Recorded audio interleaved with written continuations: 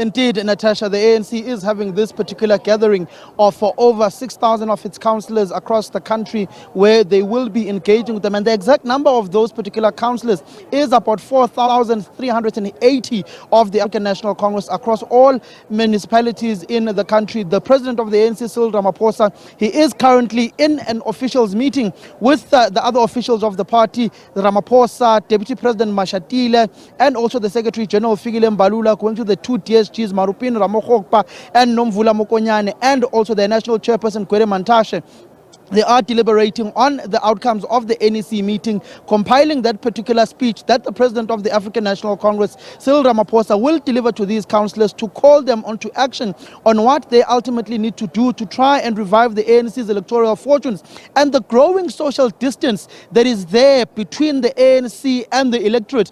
If anything is to go by, particularly if you look at the recent by-election in Soweto, in Naledi, where Action SA was closely contesting the African National Congress within that particular ward in Naledi, where the ANC won by 1,648 votes, followed by Action SA, which shows that the ANC's numbers are also going down within urban areas within the country. But I am going to call and speak to Dr Kgosientsho Ramokgopa, who is an NEC member, who is also deployed as a deputy minister, as a minister of electricity within the country. I am demoting him now. He's going to be very angry. Dr Ramokgopa, just the essence of the problems that are there within the country, electricity. What is the link between failing municipalities and load reduction, continued load reduction? You saw the protests that were very volatile in Emondlo, Vryheid, in KwaZulu-Natal over the past week. No, absolutely correct. Thanks, Samkele, and good morning to the viewers back at home. There's a direct relationship. So you are having a situation where municipalities are unable to collect their revenues.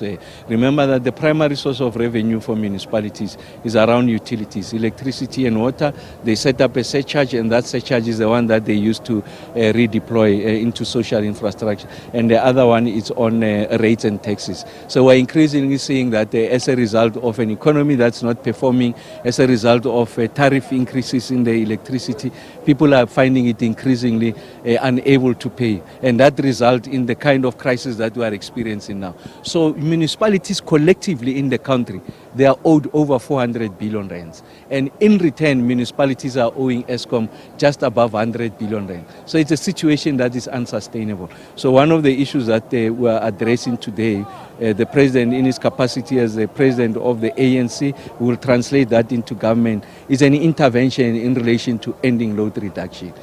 So there's 1.5 million customers in the country that are subjected to load reduction. So when I announce that there's no load shedding and all, they can't relate to what I'm saying, because in the morning, in the evenings, they are subjected to this. So we're introducing a plan on how we're going to deal with load reduction. So we go directly now as ESCOM, working with municipalities. We are sitting with the skills, the engineers that are required to do the kind of planning. We must refurbish the reticulation and the distribution infrastructure. I mean, just to give you a number, of the 257 municipalities, less than 10 of them have got professionally registered electrical engineers. So that's the scale of the problem that is confronting us. So we need to ensure that we build that skills, address the problem upstream, and then we deal with the entire value chain.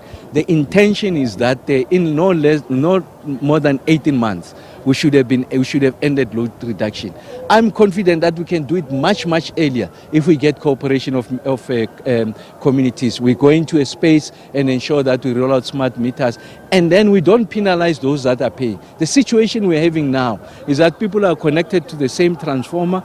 I'm paying, my neighbor is not paying, and yet I'm subjected to load reduction. That comes to an end because we'll be able to roll out an intelligent smart meters that are able to ensure that we target unique customers.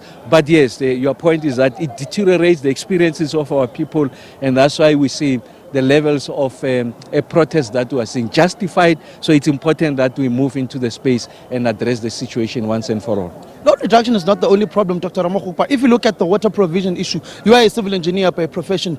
I would understand and assume within your studies, you also went through water engineering, which speaks about the supply of bulk infrastructure to communities. How do you resolve that crisis of the bulk infrastructure that you are facing when it comes to water provision within the country, using your expertise as a civil engineer?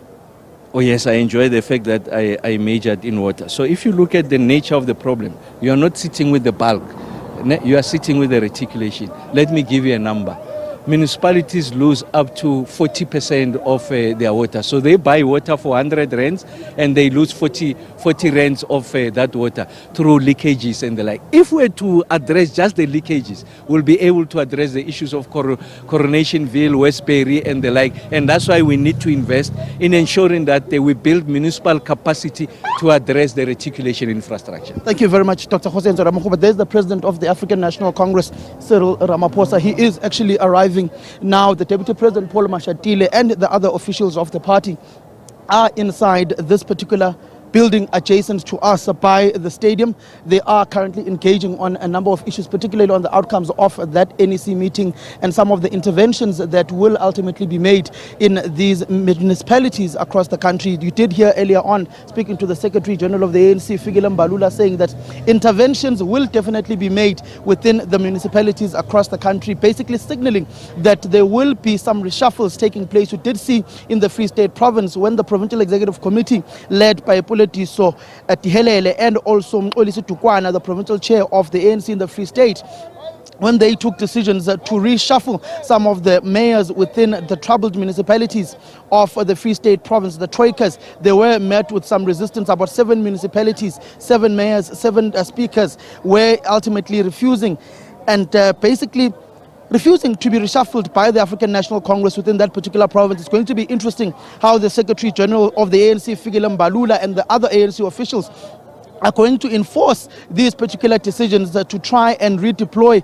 some of their failing municipal managers, mayors, MMCs and also deputy mayors across municipalities across the country, but also noting that the ANC in some municipalities does not have an outright majority, which will also ultimately mean they would have to go and engage with some of their coalition partners within those specific municipalities. But issues of water provision, electricity, refuse collection, smart metering, those issues are going to be properly ventilated. You look at the city of Johannesburg where a number of street lights are not working.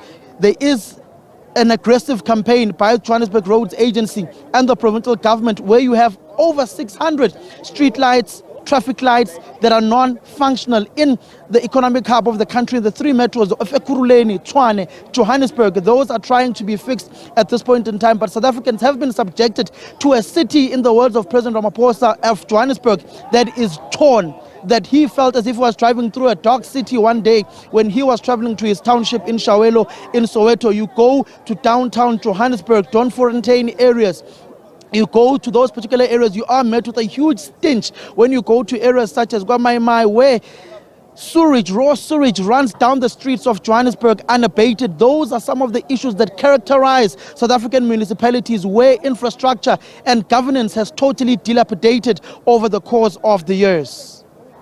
Samkele and Natasha, it is clear that as we age closer to local government elections, part of it is a numbers game. So thank you for, chatting to some of those issues. I know it's going to be interesting to see what metrics are actually used to judge these councillors and even just looking at whether this is going to deepen divisions between performers and non-performers. So lots of questions. Let's see what comes through as that service delivery action plan, of course, is set to be introduced. The over 6,000 councillors, they are set to be reporting back on the work they've done since the 2021 local government elections to the ANC NEC. That's happening at the FNB Stadium.